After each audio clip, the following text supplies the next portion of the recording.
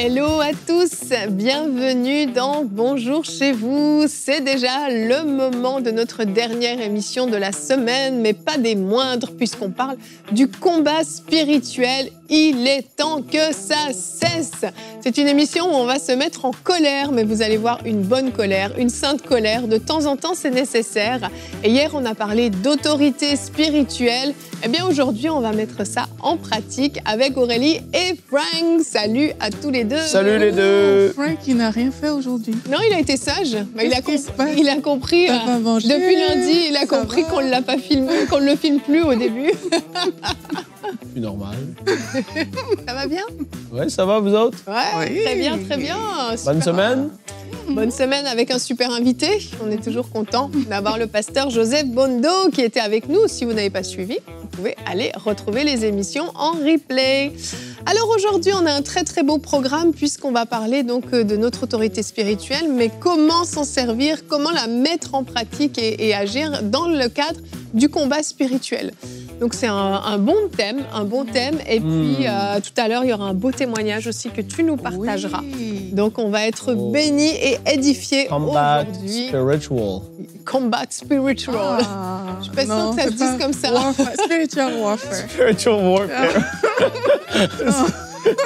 Ils ont douté tous les deux. J'ai réfléchi, Combat spiritual. Moi, je n'aurais pas su le dire. C'est comment? Spiritual warfare. Warfare. Oh, OK. Ah, c'est original. OK. Original. Sur ce, on commence tout de suite avec notre pensée du jour.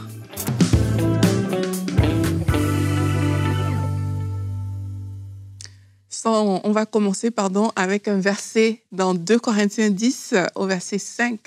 La Bible dit « Nous renversons les raisonnements et toute hauteur qui s'élève contre la connaissance de Dieu et nous amenons toute pensée captive à l'obéissance de Christ. » Je suis sûre que vous connaissez ce verset. Tout ça, c'est pour vous dire quoi? C'est que le combat spirituel, il est d'abord au niveau de nos pensées. Et quelquefois, on peut vivre avec ce que la Bible appelle des raisonnements ou des hauteurs. C'est des choses qui sont à l'intérieur de toi, généralement des mensonges de l'ennemi. Et une fois que tu acceptes ces choses, elles deviennent des forteresses qu'il faut renverser en fait. Tu acceptes un mensonge, tu le justifies et à l'intérieur de toi, ça crée quelque chose. C'est comme si tu élèves des murs à l'intérieur de toi. Et à un moment, c'est tellement fort en toi, ça va créer des doutes dans la vie de certaines personnes. Ça va créer la honte pour d'autres, le rejet pour d'autres, parfois même des mauvaises habitudes qui sont fortes, enracinées. Et tout ça, ça va devenir des portes d'entrée, malheureusement, à l'ennemi. Et comment est-ce que vous pouvez reconnaître qu'à l'intérieur de vous, il y a des raisonnements comme ça? C'est lorsque, par exemple, vous cherchez à justifier des choses qui sont contraires à la parole de Dieu. Tu sais que la Bible dit de ne pas faire quelque chose, mais tu veux justifier cette chose-là. C'est comme s'il y a une force à l'intérieur de toi, une pensée qui est tout le temps là, qui te dit « Ah, mais c'est bien de le faire. » Pourtant, tu sais que dans la parole de Dieu, ce n'est pas le cas.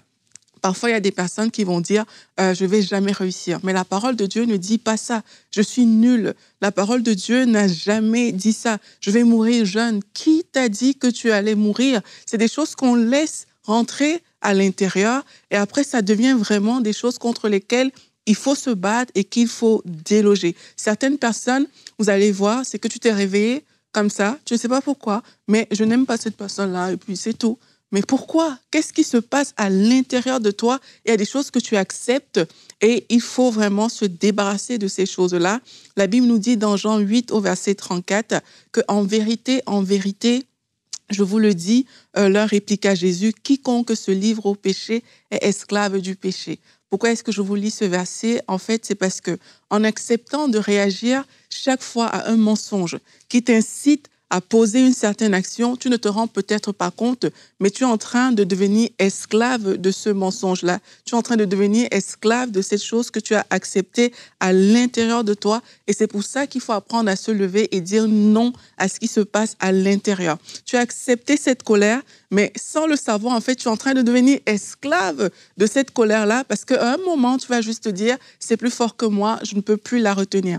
Adam et Ève, dans la parole de Dieu, ils acceptent une suggestion du diable, ils acceptent cette pensée-là. Dieu a réellement dit, ils acceptent, mais sans le savoir, ils sont en train de se soumettre au diable qui est en train de les manipuler. Donc, le premier domaine dans lequel on doit s'arrêter et dire « Non, je ne veux pas me laisser manipuler par l'ennemi », mais c'est à l'intérieur de nous, c'est des voix internes, ces choses qui parlent à l'intérieur de toi. Il faut que tu apprennes à prendre autorité sur ces choses-là, comme on a dit au début de cette pensée, à renverser ces raisonnements, à renverser ces hauteurs qui veulent se lever contre le Christ, que tu apprennes à dire non à Satan qui veut se jouer de toi en passant par l'intérieur, et aussi que tu renverses ces fausses idées que tu as de toi-même. Il faut les renverser. Les disciples sont dans la barque, dans la tempête, ils se disent « Ah, on va mourir !» Mais Jésus vient, il calme la tempête, vous voyez. Parfois, c'est vraiment nos perceptions qui sont un obstacle à notre propre vie, et il faut apprendre à se renouveler par la parole de Dieu et renverser les pensées qui s'opposent à Christ. Amen, amen. C'est nécessaire de vraiment se positionner par rapport à nos pensées. Et quand on parle combat spirituel, on ne pense pas toujours à ça. On va plutôt penser à l'attaque qui vient, oui, de l'extérieur, mais là, tu nous parles d'une attaque qui vient de l'intérieur. Et en fait, assez souvent, j'ai vu des situations se régler dans la vie de personnes simplement parce que la mentalité a été changée. Il y avait, en fait, le diable avait une certaine forme d'accès à leur vie pour leur nuire, et ils vivaient des blocages, des échecs sur échecs, des situations. Et en fait, t'avais beau prier, ça bougeait pas. Il fallait changer la mentalité, changer cette espèce de forteresse qui lui avait fait croire que, par exemple, si on parle d'échec, que l'échec était attaché à sa vie et que toute sa vie, elle échouerait, qu'elle ne pourrait jamais réussir dans rien. C'est des choses qui sont venues comme une pensée, mais qu'on a choisi de considérer comme une vérité et qu'on a fait s'installer en nous. Et ça devient, oui, une mentalité, une forteresse, et ça donne accès au diable. D'où l'importance de bien discerner notre adversaire. Dans le combat spirituel, c'est quelque chose qui est essentiel, de savoir contre qui on combat. Est-ce que tu es en train de lutter contre un mensonge que le diable a mis dans ta tête? Est-ce que tu es en train de lutter contre, c'est ça, des mauvais esprits qui t'oppressent de l'extérieur? Ou est-ce que des fois, ce sont des choses tout à fait naturelles? On va dire que je suis combattue, le diable m'attaque, mais en fait, c'est des choses complètement naturelles qu'on est en train de vivre. Il faut discerner pour être capable d'être efficace dans le combat spirituel. Tu ne peux pas juste taper dans le vide. Tu dois savoir qui tu attaques et te concentrer sur ton adversaire principal. Et si c'est une pensée, si c'est une mentalité qui est dans ta tête, tu dois t'arrêter et tu dois te dire non, en fait, c'est un mensonge dans lequel je crois. Et OK, c'est quoi la vérité finalement? C'est ça. Et tu viens effacer ce mensonge et le remplacer par la vérité, ce qui va te donner ensuite de l'assurance pour venir te lever contre les attaques extérieures. Mais si de l'intérieur, c'est pas clair, tout comme hier, on parlait d'autorité spirituelle, si tu ne comprends pas ton autorité spirituelle, tu peux pas te positionner et donc passer à l'action. Et il y a plusieurs domaines dans ce qu'on est en train de dire. Il y a des personnes que c'est vraiment au niveau de ce qu'ils ont accepté dans leur caractère qui va faire une forteresse. Et il y a d'autres, c'est ce qu'ils ont accepté au niveau de leur estime personnelle. Je me rappelle, il y a quelqu'un que je respecte beaucoup, quelqu'un qui a beaucoup impacté ma vie spirituelle dès le départ. Et un jour, cette personne m'a dit, je sens que je vais mourir jeune. Oh. Et puis moi, je suis comme, mais pourquoi? Pourquoi est-ce que, à ton âge, tu peux te dire que je ne vais pas atteindre 60 ans, 50 ans, je vais mourir jeune? Qu'est-ce qui est à l'intérieur de toi qui te fait dire cette chose-là? Et pourtant, c'est quelqu'un qui connaît la parole. Comme je dis, c'est quelqu'un qui a été une bénédiction pour moi dans ma vie spirituelle.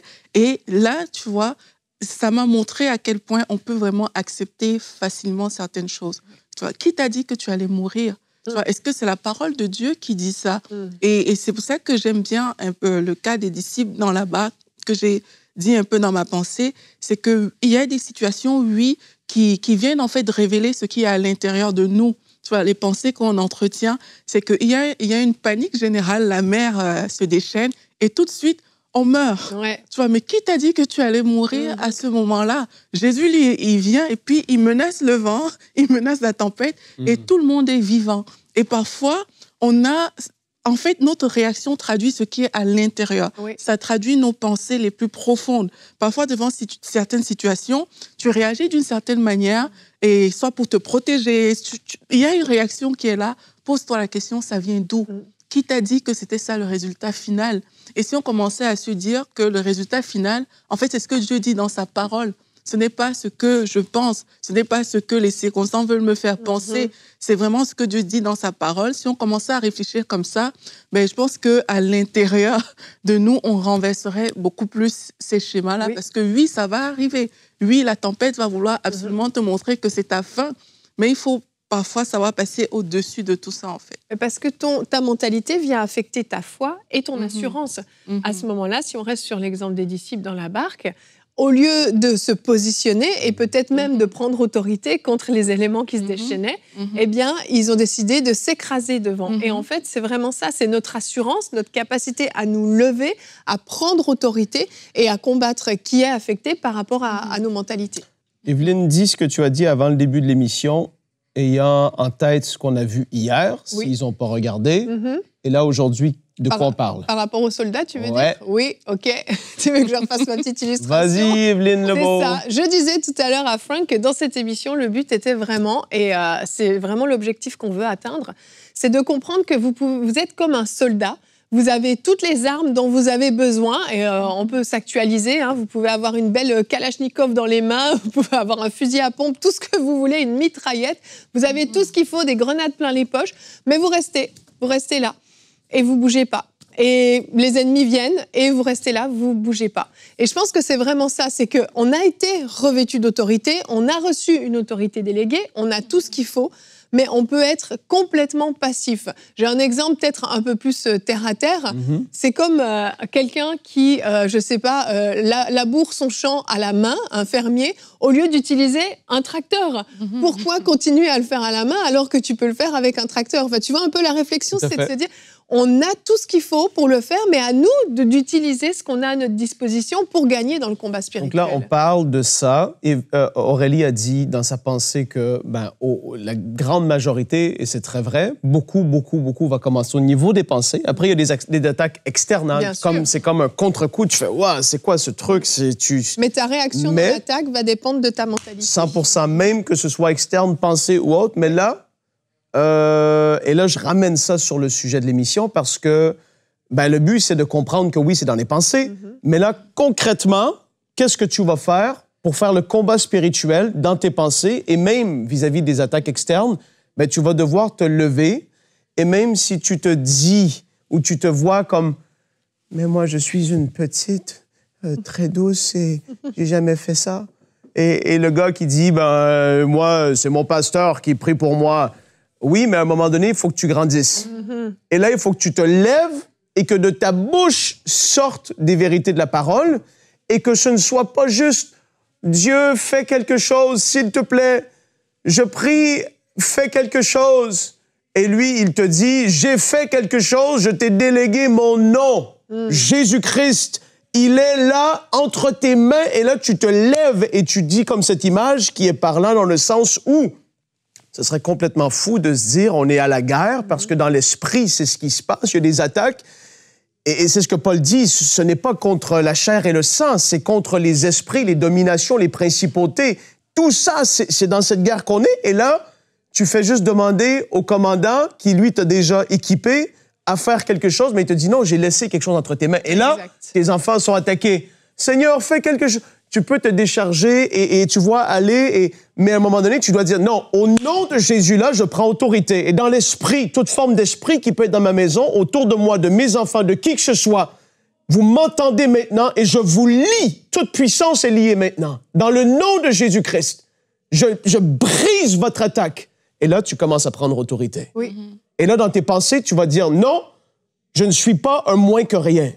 La parole dit que je suis appelé à être la tête et non la queue. Je refuse et je brise cette mentalité qui est là en moi. Je la démolis par la puissance de la parole de Dieu.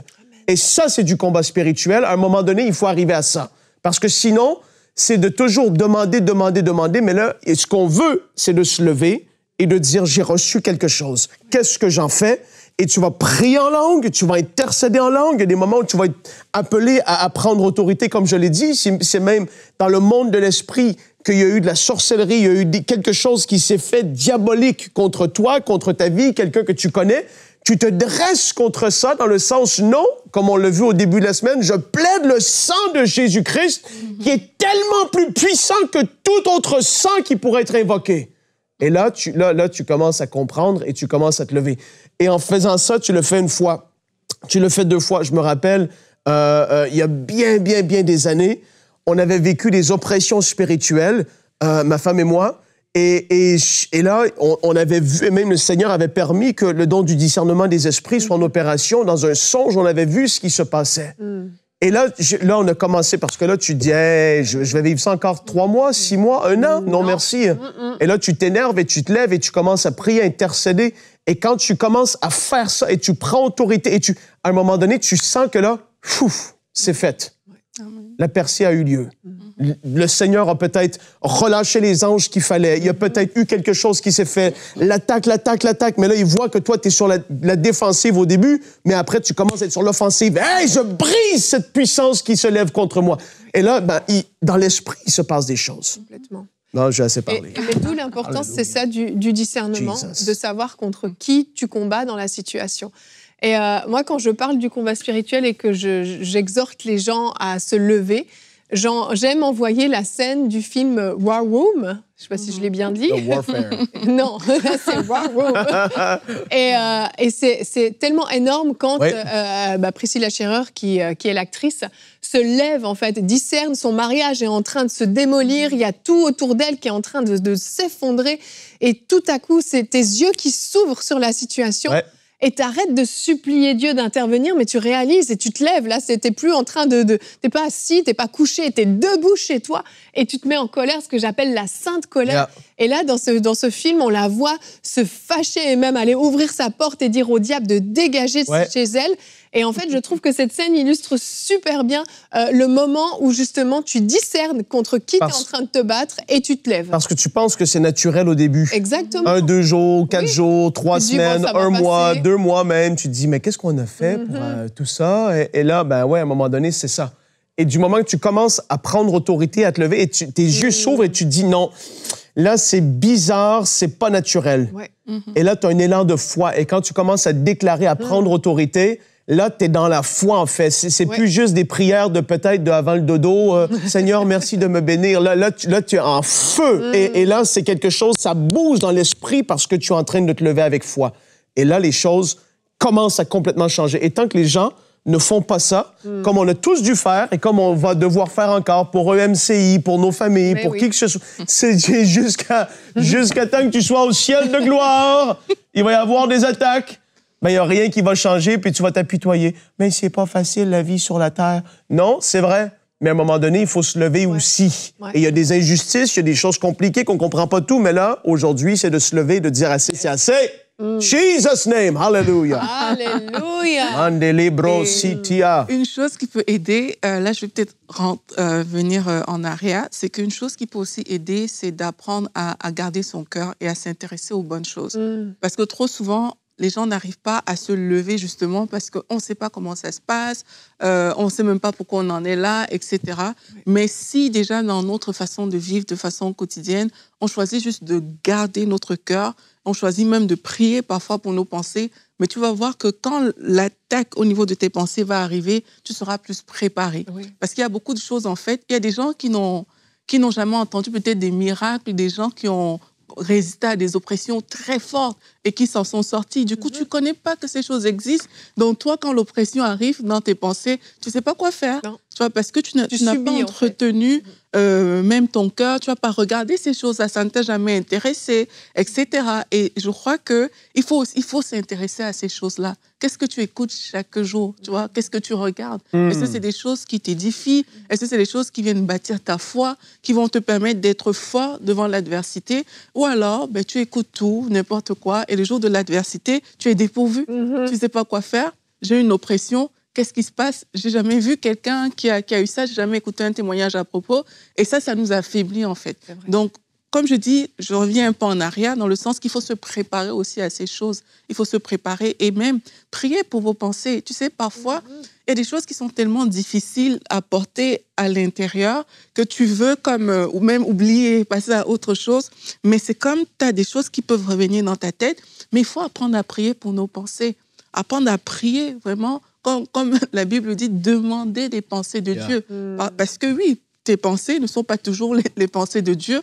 Il faut demander les pensées de Dieu, que les pensées de Dieu viennent s'ancrer et s'enraciner à l'intérieur de nous, même devant les situations difficiles. Peut-être vous passez par un moment difficile aujourd'hui. Demande la pensée de Dieu dans cette situation. Ne prends pas directement tout ce que le médecin t'a dit à l'hôpital, que OK, ça c'est oui, c'est amen. Demande la pensée de Dieu. Seigneur, quelle est ta pensée par rapport à la situation dans laquelle je suis en train de passer? Et quand tu reçois la paix du Seigneur dans ton cœur, comme on a dit, là, tu rentres dans le combat, que voici ce qui va s'établir dans ma vie. Tout le reste, c'est un mensonge. Et il faut pouvoir se positionner comme ça avec foi. Tellement, tellement. On va écouter le témoignage que tu vas nous partager dans un petit instant. Je voulais vous partager avant ça notre verset du jour. Pour que notre foi soit ferme, que notre assurance soit ferme, on doit savoir qui est avec nous. Parce que c'est pas moi, Yveline, avec mes petits bras, qui suis capable de dire au diable et à tous ces démons de dégager de chez moi. C'est vraiment cette autorité déléguée, Jésus-Christ en moi, qui se manifeste par cette autorité-là. Mais on a besoin d'avoir de l'assurance. Deutéronome 20 au verset 3 et 4. On va voir comment Dieu donnait de l'assurance à son peuple avant de partir en guerre. Donc Dieu dit, il leur dira, écoute Israël, vous allez aujourd'hui livrer bataille à vos ennemis, que votre cœur ne se trouble point, soyez sans crainte, ne vous effrayez pas, ne vous épouvantez pas devant eux, car l'Éternel, votre Dieu, marche avec vous pour combattre vos ennemis, pour vous sauver. Ça, c'était comme ça que l'armée d'Israël se préparait à livrer bataille. C'était de cette façon-là, avec cette mentalité-là, cette pensée-là. Dieu combat avec moi. Je n'ai pas à m'effrayer, à m'épouvanter, parce que je suis déjà victorieux. Et c'est là toute la différence. C'est que vous savez que la victoire vous a déjà été acquise. C'est un combat qui est gagné d'avance. Et là, vous êtes plein d'assurance. Vous n'avez pas la voix tremblante.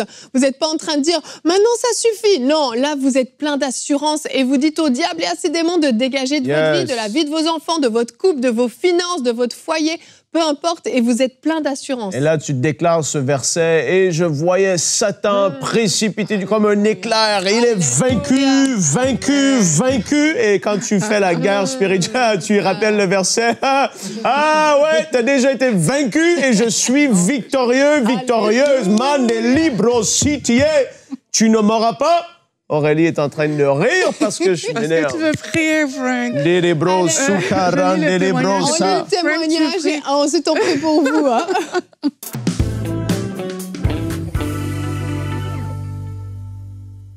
OK, donc c'est l'histoire de Fanny de France, qui nous dit qu'elle nous a découvert un peu par hasard, dont elle a découvert EMC en 2017.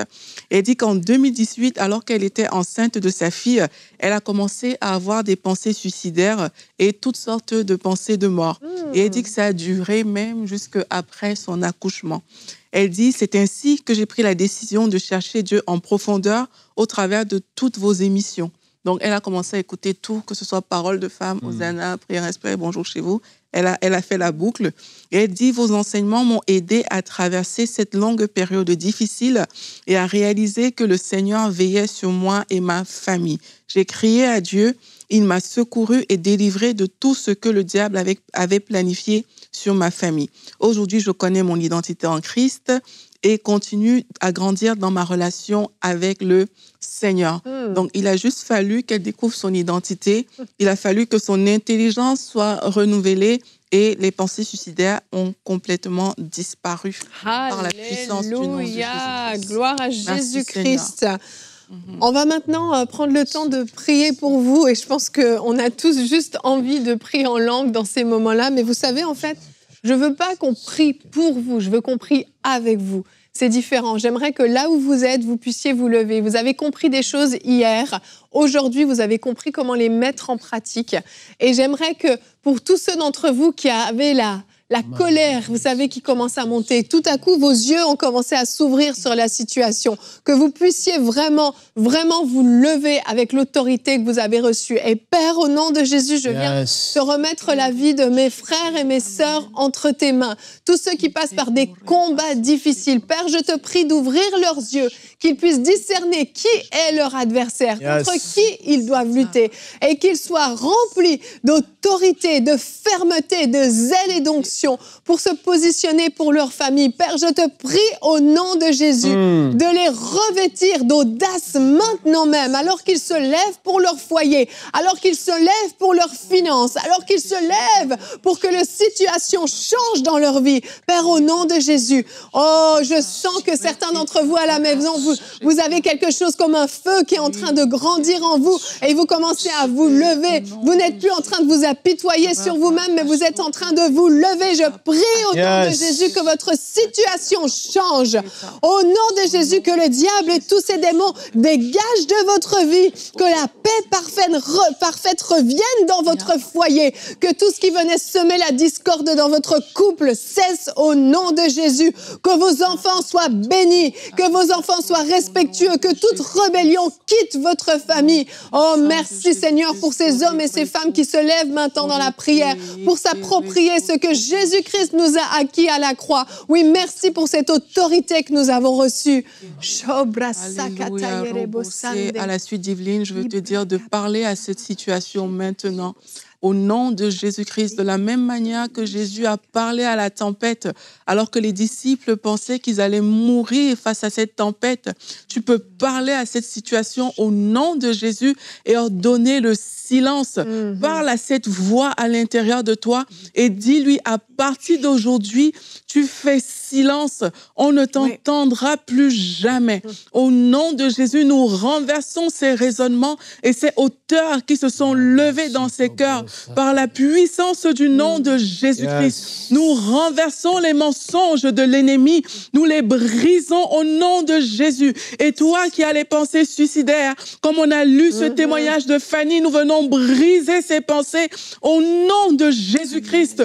Nous les renversons et nous déclarons la vie. Nous déclarons que tu ne mourras pas. Tu vivras. Cet enfant pour lequel vous êtes en train de prier, madame, il ne mourra pas. Il vivra et il racontera la gloire de Dieu. Nous le déclarons aujourd'hui au nom de Jésus-Christ. Nous renversons toutes les pensées de peur, la peur de la mort, la peur du noir. Nous renversons ces choses au nom de Jésus-Christ et nous déclarons la liberté.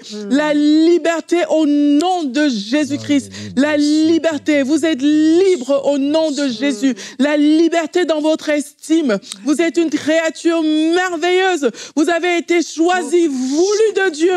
Au nom de Jésus, nous le déclarons aujourd'hui. Et ce mensonge du rejet, nous le brisons au nom de Jésus-Christ.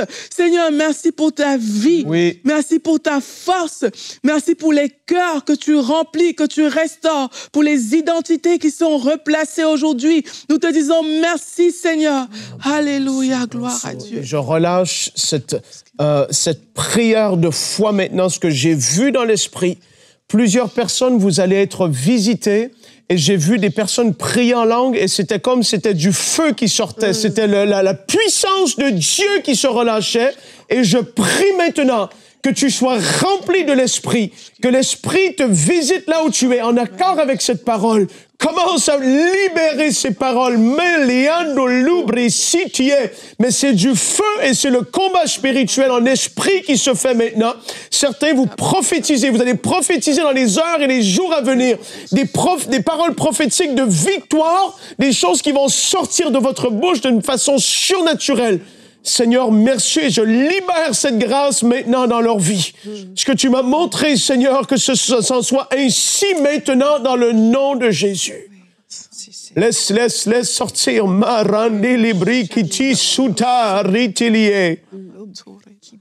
Oui, Seigneur. C'est la victoire, Seigneur, qui attend tes enfants. Comme Evelyne l'a lu dans ce verset, il partait déjà avec la pensée de la victoire et aujourd'hui, ça change. Il y a un shift dans l'esprit. Il y a une façon de voir qui change. Et Seigneur, il commence à se voir comme étant victorieux du côté de celui qui a déjà tout vaincu. Seigneur, on veut te dire merci pour la perspective qui change. Seigneur, qu'en effet, les pensées noires, sombres, les oppressions qui accablaient, qui étaient lourdes, c'était un poids terrible sur les épaules. Je prie maintenant que dans le nom de Jésus, ce soit brisé. Que cette oppression quitte ta vie, que tu le sentes maintenant, que ça lève, que ça parte, que ça quitte. Dans l'esprit maintenant, il se passe quelque chose. Reçois maintenant la libération. Reçois la délivrance de l'oppression maintenant. Dans le nom de Jésus. Seigneur, on te dit merci pour la victoire, ce que tu as fait. Et on se réjouit. On te dit merci pour les percées. Les milliers et les milliers de percées, Seigneur. Dans le nom de Jésus. Amen, amen. Gloire à Dieu pour ce qu'il a fait dans vos vies. Gloire à Dieu pour cette autorité qu'il nous a donnée et pour la victoire qui nous est acquise. Je vous souhaite un excellent week-end dans la présence de Dieu. On se retrouve lundi pour de nouvelles émissions de Bonjour chez vous.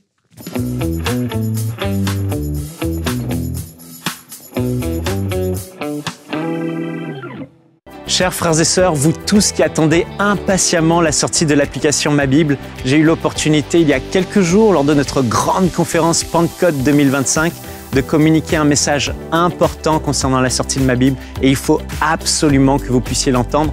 Alors je vous invite dès maintenant à vous connecter sur le site mabible.app pour regarder cette vidéo. Que Dieu vous bénisse.